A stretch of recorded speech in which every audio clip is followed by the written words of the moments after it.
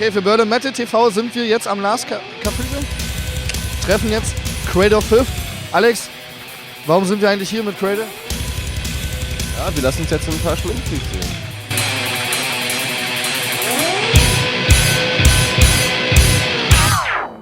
We are sitting here with Cradle of Filth in the really underground of the club Last Cathedral. Nice to meet you guys. I feel like going to the Kremlin. I wasn't. How do you feel tonight? I get my hands and go like this. And how are you? The same. Today you was on the MTV studios today. How was it? MTV? Yeah. Surreal, but cool. Cool. Which song do you play there? New single, Forgive Me Father, I've Sinned. And how was the sound and anything? Oh, it was really good, yeah, it was nice. We had a couple of run-throughs and it was like perfect straight away, it was nice. We were treated really well the entire day. Paul ate about 15 bratwurst. We could have any food we wanted. Yeah, it was really quite fun. Give me one cool reason. What is the really big difference to all the other records you did before, or maybe is there a special fact why this Biggest record difference is it's the newest one. Yep. Well, it's yeah, fucking amazing. it's fucking. Of course, it's fucking amazing. There's lots of little things that that maybe a Martian wouldn't realise if they came down from space. But to our fans, there's more equilibrium between the orchestra, the guitars. There's a little more emphasis on melody. More freeform stuff on like the orchestral stuff. The whole thing is supposed to be kind of cinematic, and it's a concept record, and we wanted people to enjoy the album as a heavy metal record foremost. But if they want to scratch beneath the surface and sort of find this big sort of cinematic kind of album that's got a concept behind it, then they can. But you've got to find that balance between disappearing up one's own arse and doing a good record. We can just like choose one song and take it out of context and listen to it. When we actually recorded the demos, because we demo absolutely everything before we go into the studio, and it's completely filled with orchestration, all the demos are. And just for pure fact of that, when we go into the studio, yeah, exactly. We've got enough there. It's always best to have too much. There's nothing worse than going into the studio and going, fuck, I wish we had like this and this and this. So the reason why we actually completely fill all the demos with like full orchestration, full everything. Full orchestration, full everything. It's basically like, so when we go in the studio, we can actually take stuff out and completely strip everything down to make stuff breathe in the right places.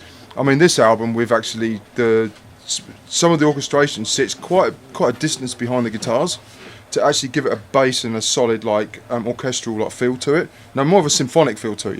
We want to do a record in the future with only orchestration parts. Is this right? No, that's true. No, we actually we were working on an album prior to this, but we didn't finish it, and we're finishing it in the next month. It's called Midnight in the Labyrinth, and it's orchestral versions in the style of Danny Elfman or John Williams. Really, not like elevator music, but really big orchestral stuff. Tracks from the first 4 albums, so it's things like Summer Dying Fast, Forest This Is My Name, A Gothic Romance, Funeral in Carpathia, Rape and Ruin of Angels, blah blah blah.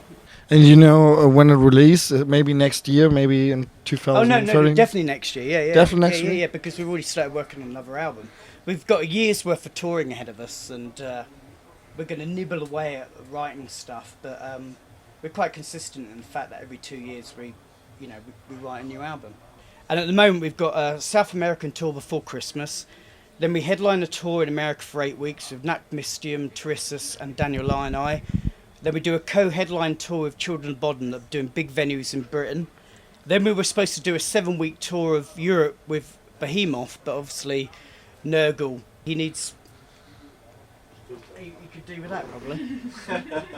Well, it's no laughing matter. He's very ill anyway. You play on Wacken this next yeah, year? because they asked us. Because it's not confirmed at this time? Well, it's not confirmed right now, but it's in discussion. I think it will be the only band on Wacken that's not on Nuclear Blast, because isn't it like every band on Wacken's Nuclear Blast? Are there any plans for a little tour in Europe or maybe Well, no, in that's what I'm Germany? saying. I mean, Or we not just- only festivals? Well, no, that's what I'm saying. We just because Behemoth, Nurgle's really ill, Yeah. and they were the main support. Now we're looking toward a few other bands because we want to bring out a really good package for really strong bands. And at the moment we're looking at Guar and we've got a couple of other cool people, but it's not confirmed. But we're talking like April, May anyway. Do you know how Cradle of Filth this time and maybe that he can go on tour next year? Or? A Nurgle. Yeah. Well, it's touch and go. You can't say, can you? He is actually seriously ill. I mean, he's married to a bloody, the fifth most famous Polish woman in history, or whatever. I mean, they got money, but you can't put a price on someone's life, and he is really ill. But unfortunately, we need to do a tour, so we need to look at another band. Are there any plans in the future? Do you really want to do new creations, new kinds of shocks? I don't know. Really cool ideas you want to do. We're always trying to come up with cool ideas and new stuff that will really piss people off. All the time. It's just like if we didn't, we wouldn't be Cradle of Filth. It doesn't matter if we're fucking 60 years old. Well, then we just mentioned the orchestral album. The Gospel of Filth came out this last year. That took 5 years of work, on and off. Because it wasn't just about Cradle of Filth. It was about the entire occult, and it's got people from Dario Argento to Clive Barker to Marilyn Manson to Glenn Benton, Tom Araya, all these people that were involved in it. We interviewed him for the book, and he was talking about his part of the occult, because we used each chapter of the book explored the main theme of one of our albums. So, for example, Cruelty and the Beast was about serial killers from the origins of lycanthropy through to people like Gilles de Rais and Countess Bathory and Peter Curtin right up to the modern day. And then it had, for example, in that chapter it had Robert Ressler, who's the main serial killer hunter for the FBI. It had I had a bloody interview with the Night Stalker in there, Richard Ramirez. And each chapter, followed that on. So it wasn't totally autobiographical.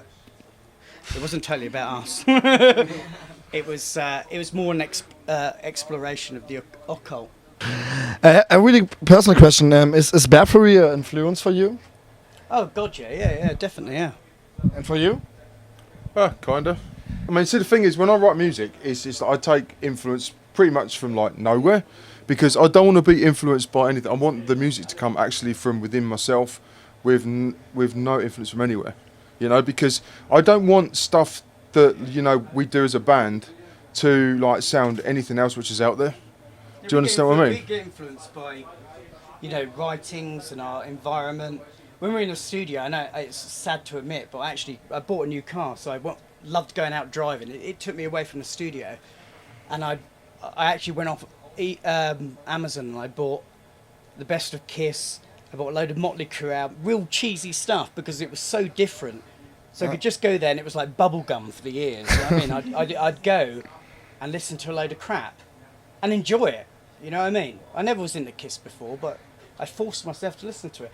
I bought a load of Dio albums. And how was it when you said you play the last month? You don't play any gig. How was it to play the first gig on the TV screen? It was scary. You know what? I tell you, what was scary actually. Not just that. I mean, that was just weird. But I didn't actually realise until we finished it that it wasn't. I didn't realise it was a big deal for someone this extreme to do this MTV thing. It was just another job until afterwards. Okay. What was scarier was we did a signing earlier on, and there must have been maybe only 150 people there, but it was only me and Paul because the others had to go and do other shit, and we haven't done it for like a year and a half, and it was just fucking frightening. We have a new part of our interviews. There's one question we ask every band. So I've been looking for John Connor. Do you know where he is? Is He's in the future somewhere, isn't he? The answer was John Connor's up my arse. In the future. Hi, this is Danny from Cradle of Filth, And this is Paul. and you're watching Berlin Metal TV.